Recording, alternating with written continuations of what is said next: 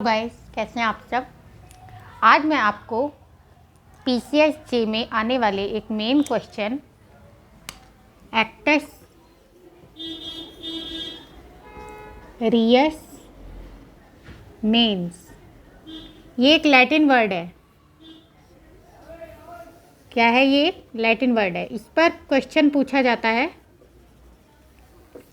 इसके बारे में मैं आपको बताती हूँ। सबसे पहले मैं आपको बताऊंगी एक्टस रियस क्या है।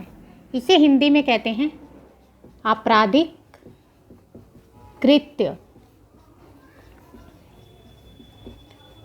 और मेंस होता है मनस्थिति।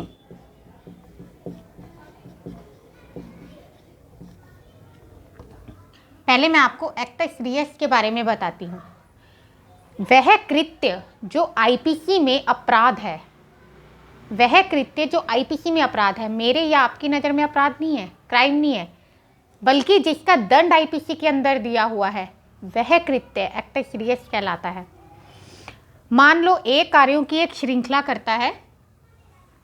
ए एक व्यक्ति है जो कार्यों की एक श्रृंखला करता है और एंड में उसका परिणाम उत्पन्न कर देता है, यानी कि मृत्यु। जैसे एक व्यक्ति को उसने घूरा, उसका कॉलर पकड़ा,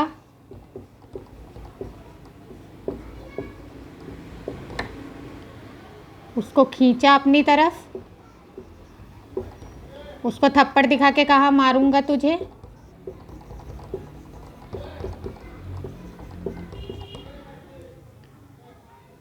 हथियार निकाले उसके सामने और एंड में उसको मार ही दिया, मृत्यु ही कारित कर दी। तो ये जो इसका परिणाम कारित हुआ है, ये परिणाम ही एक्टस रियस है, आपराधिक कृत्य है।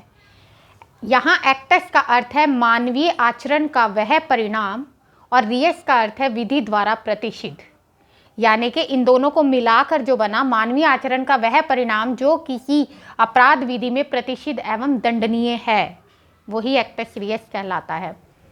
यहाँ परिणाम क्या हो गया? मृत्यु।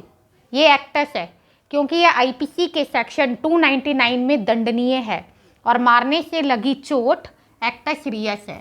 तो ये जो आचरण किया उसने, ये सब एक्टस रियस है। समझ आई?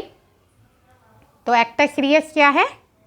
आपराधिक कृत्य जो एक व्यक्ति ने किया है और एंड में उसका परिणाम कारित कर दिया है, ये है एक्टस रियस। अब मैं आपको बताती हूँ मेंस। मेंस क्या होता है? मनस्थिति। मनस्थिति मनस्थिति ऐसी मनस्थिति जो विधि द्वारा प्रतिषिद्ध है एवं दंडनीय है। जब ये दोनों बातें सिद्ध हो जाती हैं तो आपका अपराध भी सिद्ध हो जाता है। इसको मेंस क्रिया भी कहते हैं।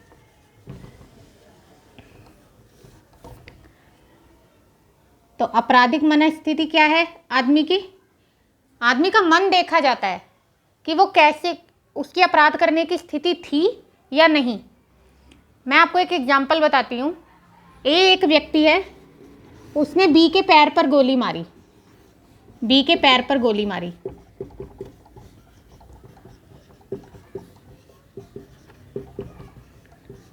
पैर पर गोली मारी का क्या मतलब है? उसने क्या करा? उपहति। बी को क्या करी? घोर उपहति कारित की।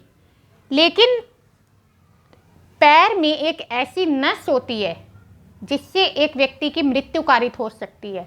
ये बहुत ही कम लोगों को पता होगा, ये डॉक्टर जानते हैं। पैर में एक ऐसी नस होती है, यदि उस पर गोली लग जाए तो आदमी मर भी सकता है। अब ए ने बी के पैर की उसी नस पर गोली मारी और बी मर गया। बी की मृत्यु कारित हो गई। मृत्यु कारित हो गई। अब यहाँ उसकी मनस्थिति क्या कहलाएगी? उसकी मनस्थिति यही कहलाएगी, उसका इंटेंशन देखा जाएगा, आशय यही था उसकी मृत्यु कारित करने का। ये नहीं था कि उसको उपहति कारित करे वो। तो यहाँ पे जो उसको दंड दिया जाएगा वो मृत्यु कारित करने का ही दंड दिया जाएगा। जब मैं पढ़ रही थी, मैं आपको बताती हूँ बच्चों, जब मैं खुद पढ़ाई कर रही थी तो एक स्टूडेंट ने यही बात रखी थी सामने टीचर के हमारे, कि सर ए इतनी नॉलेज नहीं रख, मतलब ए को अगर इतनी नॉलेज ना हो कि पैर पर गोली मारेंगे एक ऐसी नस होगी जो उसकी मृत्यु कारित कर देगी, उसने तो उपहति के माध्यम से उसको गोली मारी हो, तो भी क्या उसको मृत्यु कारित का दंड दिया जाएगा? अब हमारे टीचर ने क्या बताया कि मेंस, यहाँ पे मेंस रिया क्या कहता है, मेंस रिया क्या कह रहा है कि अगर आपका इंटेंशन ना भी हो तो भी यदि एक व्यक्ति की मृत्यु कारित हो गई है, मृत्यु कारित ए ने बी की मृत्यु कारित कर दी है, सॉरी ए ने बी की मृत्यु कारित कर दी है, तो उसको दंड मृत्यु कारित का ही दिया जाएगा। यहाँ उसकी इंटेंशन खुद ब खुद उसकी मेन क्रिया बन जाएगी, मनस्थिति उसकी खुद ब खुद ही बन जाएगी कि उसकी मेन क्रिया मृत्यु कारित करने की थी, ना कि उपहति कारित करने की। तो यही आपका एक्टा सीरियस मेंस है।